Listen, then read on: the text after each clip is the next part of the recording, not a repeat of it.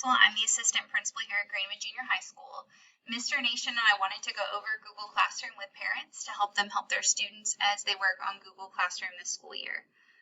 So when your student signs in on their computer to their Google account, it's going to look similar to this, especially if they're using a school-issued Chromebook. You can see that they're signed in here because their profile picture is located right there. The easiest way to get to Google Classroom is to click the Google Apps icon and then find the Google Classroom icon.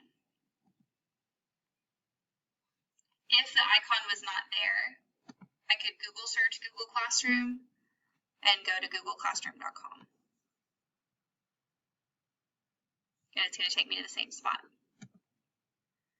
So today we're going to click the Google Classroom that we're working in, and we're going to be working in the GJHS Google Classroom.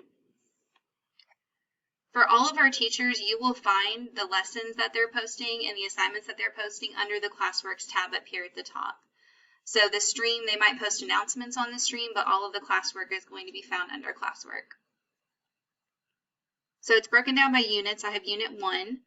I'm going to go ahead and work on my first assignment, and I can see the due dates here on the side, that it is due August 13th. I need to click View Assignment in order to fully open it. So I have my teacher's directions right here. Looks like my teacher has posted a video for me to watch.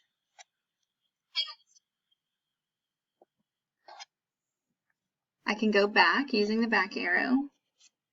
My teacher's also posted an example for me to read and follow. I can view that. Now my teacher told me in the directions that they have created a copy of the template for me, and any of the copies that a teacher creates show up over here under your work. So here is my template with my name on it. I'm not actually going to complete it. Let me type something new in here.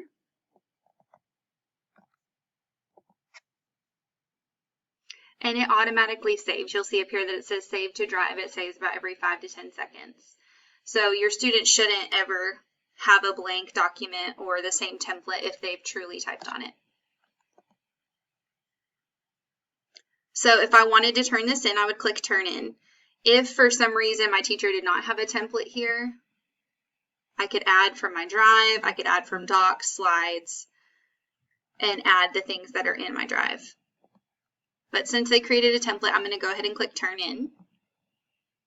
It's going to ask me again, do I want to turn that in? I'm going to click turn in. So you click turn in twice in order to submit. And I can tell that it's submitted because I have the option to unsubmit. I'm going to go back to the home page here and back to the classwork tab. And you can see that it says turned in.